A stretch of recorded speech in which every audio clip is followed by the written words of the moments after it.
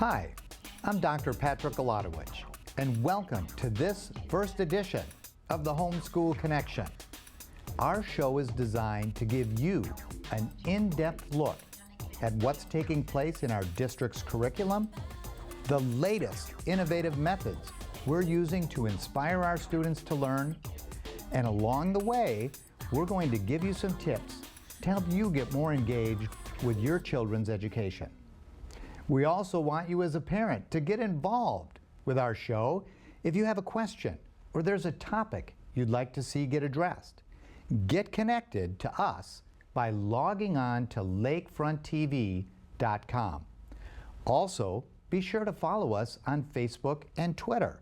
Just recently, Lake County schools, business leaders, and the community gathered together for an education summit to take an in-depth look at how local schools are challenged with increasing educational requirements and limited funding for programs and facilities.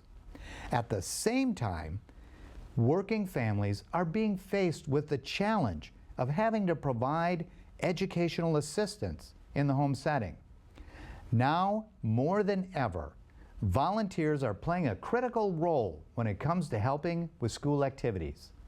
Volunteers are critical in helping schools meet the challenges of preparing our children for college and career. Local businesses are also key when it comes to lending support. Being an educator for 29 years and being dedicated to the world of education, my goal with the Homeschool Connection is to help connect the dots, because we all have a stake in our children's success when it comes to our country's future.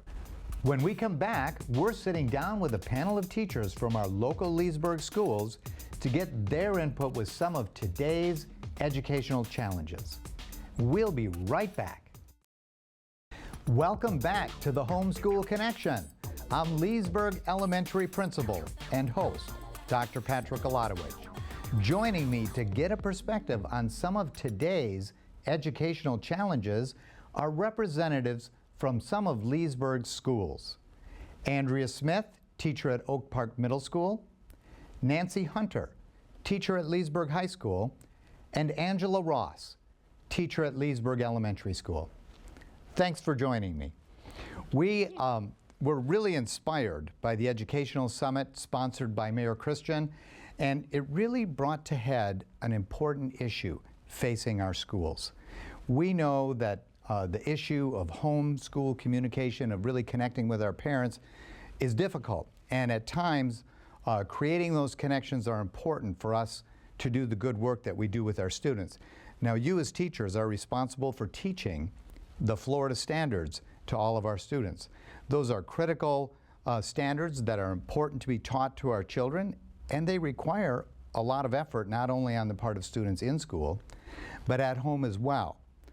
Now, we know that parent communication sometimes is a difficult process for parents and teachers to connect. Our parents are working all day long, and of course you're working at school. So do you have any concerns about parent communication and ways that we connect with our parents that you could share with us today? I do. Coming from high school, our biggest concern is that the parents have been convinced that we don't need them at the high school, that once their children hit high school age, that we're supposed to let them kind of take care of the educational process, and that couldn't be more wrong. Right. Would you say then that it's really critical that parents and teachers and our community work together for the success of our children? I see it as the only way we are going to have our kids to be successful. They have to know we're on the same page, and we have to be on the same page. And an aware parent is a parent who is able to have a little bit more of control of their children. It seems like once high school gets there, they lose focus as far as what does my child need. You could have two kids in high school, one graduating this year and one graduating in 2 years. They have two entirely different groups of standards that they have to meet to graduate. And if that parent's not involved, sometimes the child can slip away to their junior year and realize that there are some things they didn't get or some things they needed that weren't addressed. test scores. Parents have no idea that the test scores in high school require the kids to pass them or they don't get a diploma. And so when we're on the same page, especially freshmen and sophomores, we can let parents know what these kids need. It makes junior and senior year so much easier for everyone.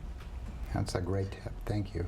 I agree. I think when it gets to the middle school, similar to the high school, we start losing some of the parents at the middle school level, and we definitely need that parent impact. That's a crucial time. They're very impressionable at that age, and that's the time more than any that I believe that the parents need to be there to support the students, just not academically but emotionally during that time. They're going through hormonal changes and those types of things. They're just leaving elementary school. They're in that middle stage of becoming an adolescent and going into adulthood, and so they just definitely need that support from home, not just with the parents, with the community, the churches, with the Pop Warner football teams, those different things that are out there in the community that they attach to outside of school. We need all of that support. Yeah. With the elementary, I do believe that the kids need to see that the teacher and the parents are on a team. They're a team working for their success, Right. working for them. We're not there to call mom and say, look what Johnny did so terrible today. We want to call and say, Johnny was fabulous. Johnny did so well on this test. They need to know and see that encouragement from the teacher to the parent each day. So would you say it's important for parents and teachers to stay connected all the time? Yes. At all points in their education. Yes. It has to travel through.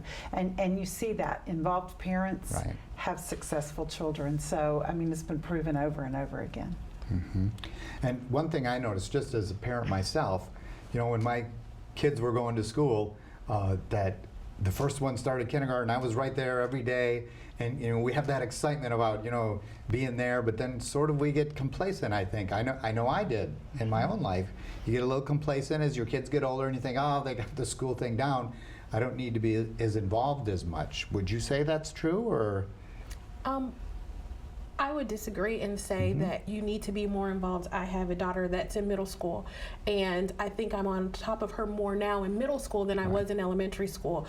That transition of having one teacher to having to understand what's going on in 6 different classes and having that organizational piece of how do I keep up with 6 different teachers. So I think as they go along, it's very important that they have it from middle school all the way through the high school, because they have different things that they're juggling at that time. They start doing the sports and the athletics when they get to the middle school and the high school. So they definitely need to have that balance of the parent from the beginning all the way through until they cross the stage.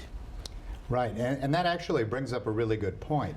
I know in elementary school, typically, at least kindergarten through 2nd grade at least, they're generally having just one teacher. Sometimes we departmentalize in 3rd through 5th grade with our students, but middle and high school, they may have 5, 6, 7 teachers to connect with. As a parent, how do I know where do I go first?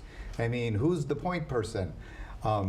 If I'm coming into the school, it's a little bit intimidating to go and meet with my child's teacher because they're 7 and I'm not sure where to go. Could you share with our parents maybe some tips on who should be their first contact and who should they talk to when they're coming to our middle and high schools?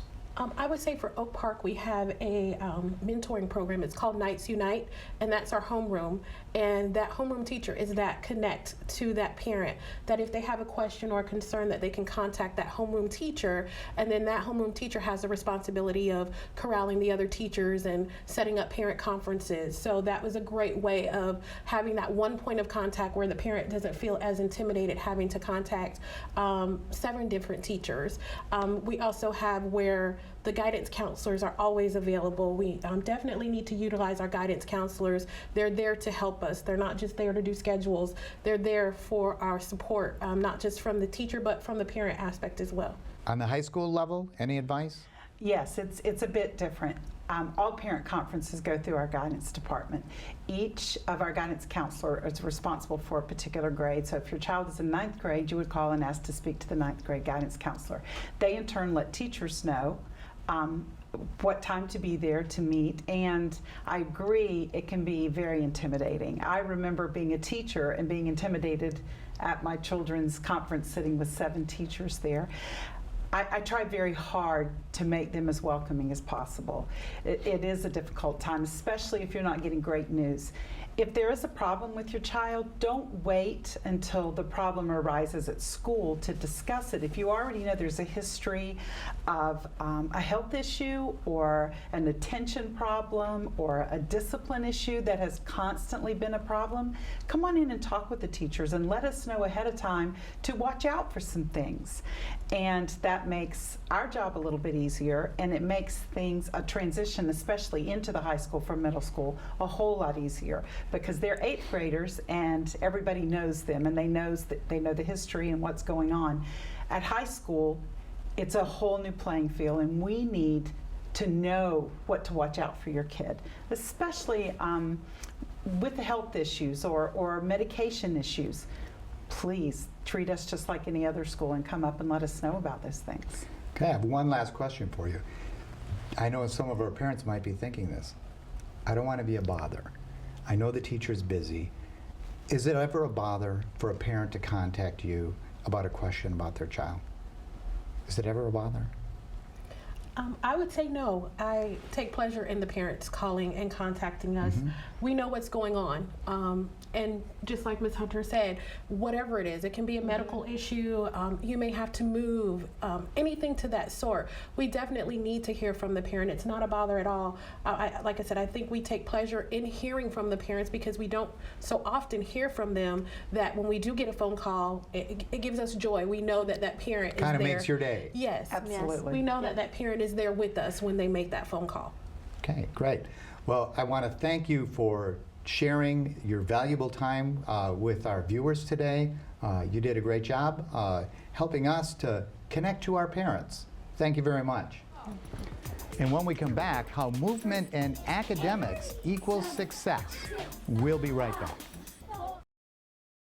Old and new research is coming together regarding physical activity and learning. The bottom line is brain health is related to physical activity. Joining me now is Muriel Burt to talk about her Fit Body, Fit Mind segments that she's going to be contributing to us every week.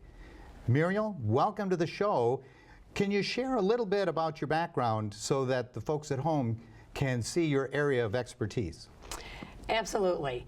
I've been teaching health and physical education for the past 30 years. Part of my teaching involved working for Grand Valley State University, where I taught elementary classroom teachers on how to put movement into the classroom. We created lesson plans, brain breaks, physical activity breaks, so that they could incorporate movement into the academic segments of their lessons. I also taught for Lansing Community College, where I went around and worked doing seminars and workshops for teachers in the community, teaching them also how to add physical activity into the classroom. Well, we're really lucky to have you at Leesburg Elementary, Muriel. You've done a lot of great work with our teachers already, helping them to incorporate physical activity into their lessons, as well as some brain breaks, and that's really great, helping to keep our teachers focused on instruction. Can you share a little bit about the research that's gone into your program? For years now, we've known that a fit body equals a fit mind. However, because of recent technology, such as brain mapping, we now can look at the brain and see what's going on before exercise, after exercise, and that gives us a better picture. So there's been many studies going on across the country right now looking at how exercise impacts the brain, which then impacts academic research. There's a doctor from Harvard University who just completed a study, and he shows that exercise brain breaks during academics will increase memory. It'll also increase oxygen and glucose to the brain, which will help get the brain in the optimal learning position so that students will do better in the classroom. Well, that sounds really great. And I guess we're going to hear a lot of those great tips that you're going to be sharing with our parents over the coming weeks. One tip I can give you right now is if any of the parents or anybody wants to help their child to be ready to learn, if they do any type of activity prior to sitting down and doing their homework, studying for a test, writing a paper, even reading a book, they could easily pick up a rope and jump a rope for a few minutes. They could dance to music around the room. They could go for a brisk walk around the neighborhood or even out for a jog.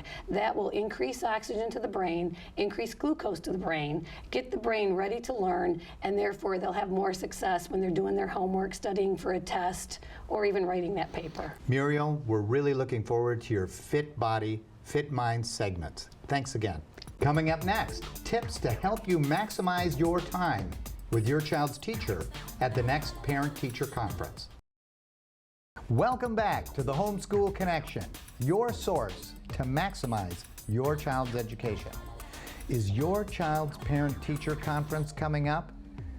Have you thought about how to maximize that time?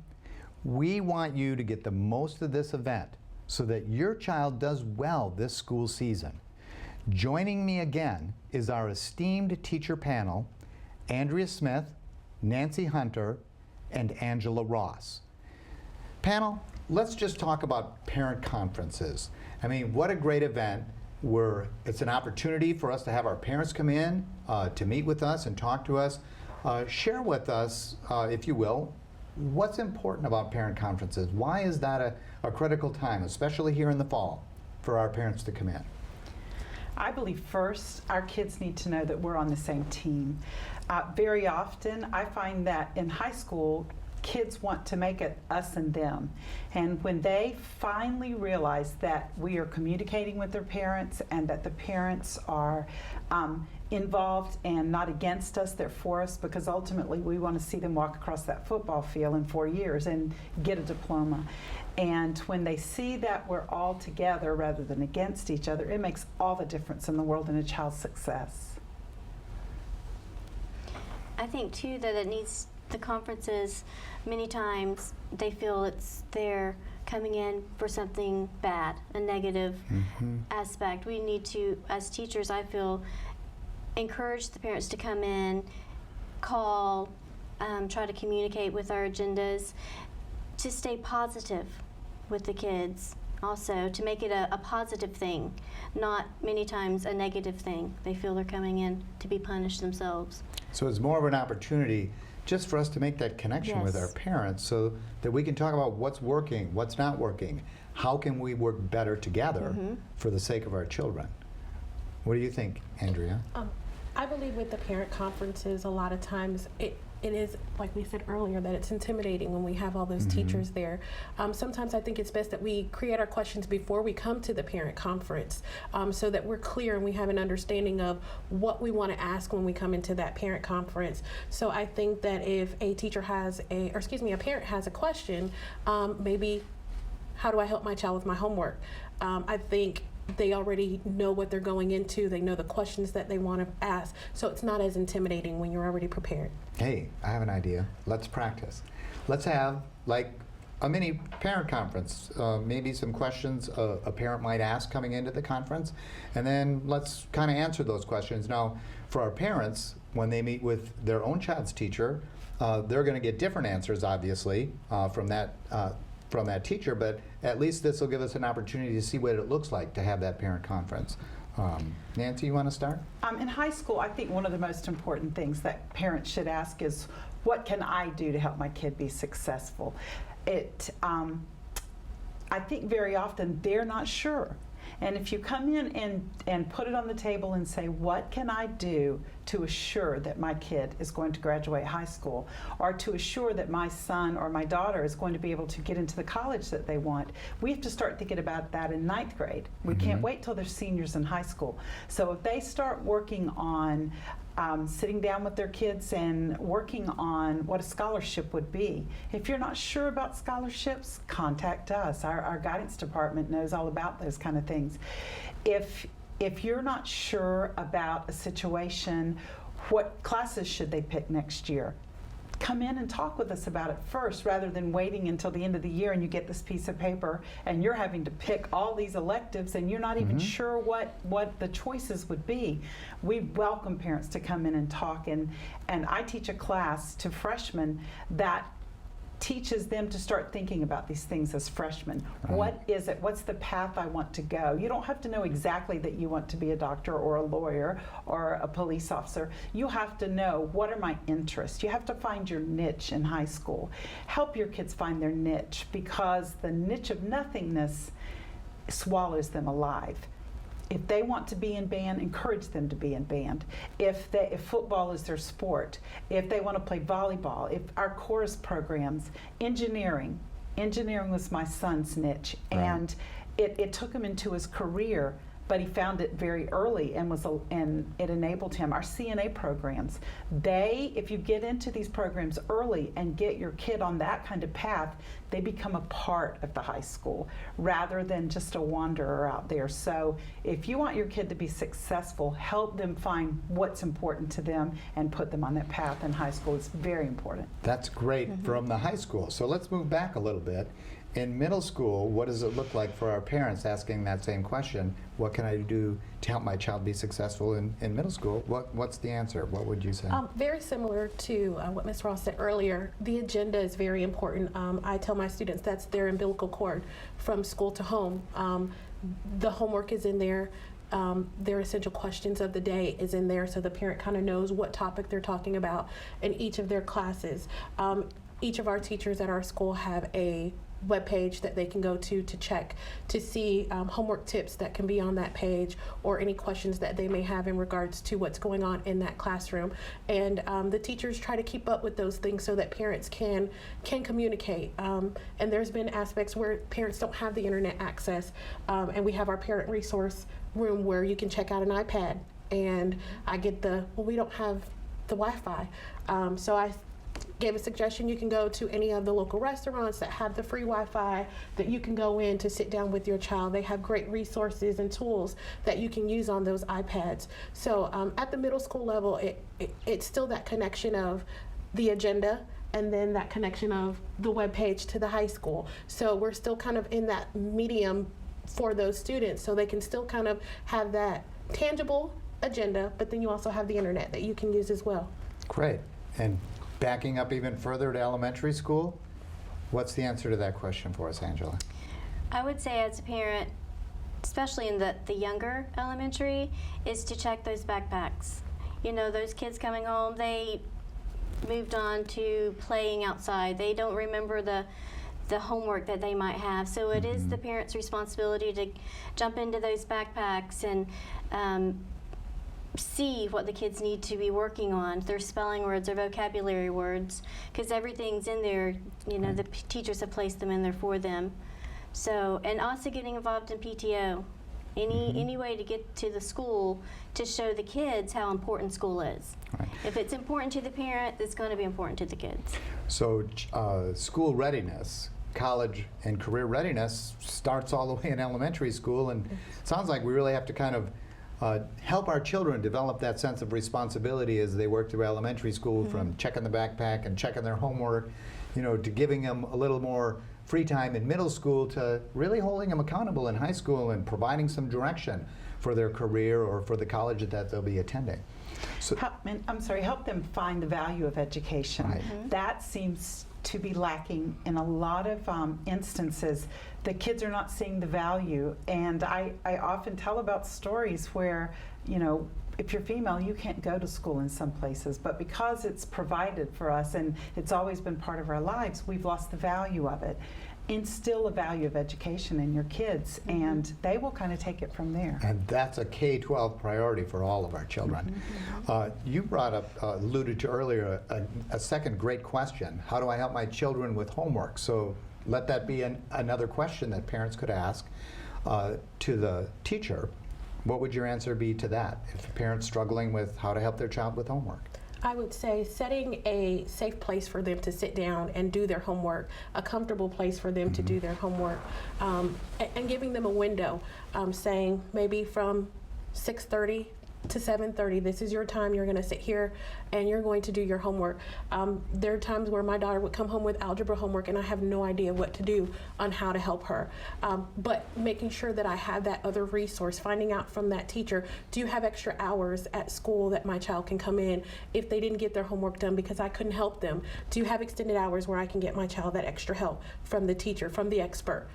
And how about from the high school perspective? All about a tutoring program. We have, starting this very week, we have tutoring offered on all subjects. And, you know, call and ask. My kid's having trouble in an honors history class. Where do I go with that? Math seems to be the huge problem with parents today. We have math tutoring. We have math for geometry tutoring. We have tutoring for the higher maths. Call and find out about those resources. They're free. These teachers are staying 2 extra hours in the afternoon to help these kids, and it is difficult when the subjects are so specialized. You know, parents have I haven't done this in 20 years. Well, you know, require and check to make sure that's where your kid is. Check up and make sure. You know, contact the teacher and say, is my kid, you know, showing up for tutoring? Or is there something at home I need to do to help this child? And work on their sleep habits. We see a lot of kids who are finding ways to not get enough sleep.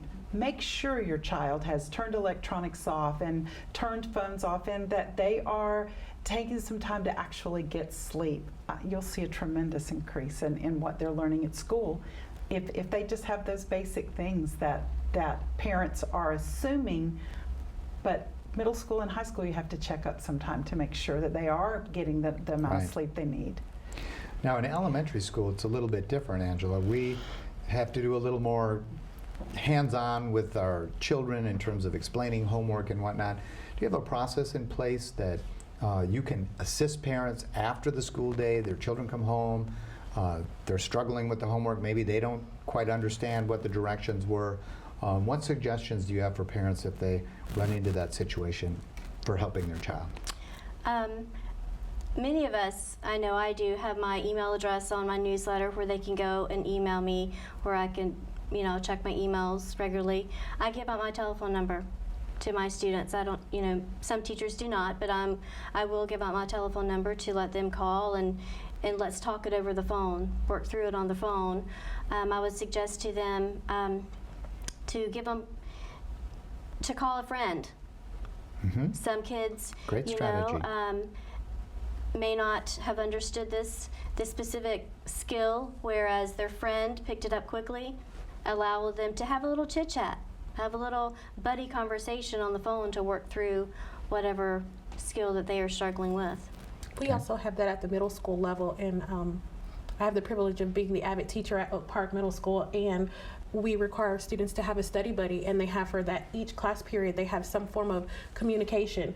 It may be a social media communication, and that's where the parents have to kind of monitor and make sure that they're doing what they're supposed to be doing when they're using that social media, but also a contact telephone number of another student that they can get in contact with if maybe they've been absent from school and they missed something, that they can contact that student. So study buddies are a great tool to use. Okay, well, last thought. Any final tip for parents on how they can stay connected to schools? I'll go ahead and give my suggestion. We just kicked off our Skyward. So using the Skyward Family Access is a great way to make the communication from home to school. That's where you can check your students' grades. So staying on top of that, you can go online to the Lake County Schools website and click on Family Access link, and it'll take you straight there and give you the directions on how you can set up your account for the Skyward Family Access. Okay. Great idea. At the high school, have permission. You know that we're inviting. We want you here. Don't let your kids convince you that we don't want you to be there or that other parents are not there. We see success directly connected to the parents who stay connected with their kids throughout their high school degree, and it can be difficult and overwhelming at times without the help of the parent there. So feel free and know that we welcome you, and it's not a scary place. We'd love to have you there. Great, Angela? And if they have any concerns, don't wait and don't put it on the back burner to please come to the teacher and let's go ahead and solve the problem before it gets Great. any further. Well, great. Well, I want to just thank all of you for sharing your time and talent and expertise with our parents. We really appreciate all the hard work you're putting in with your children each and every day. Thank you so much. Thank you. You're Thank you. welcome. We hope you enjoyed today's show. If you have a question or topic you'd like to see be addressed in a future show, please contact us on lakefronttv.com. Until next time, don't break the connection. Thanks for joining us.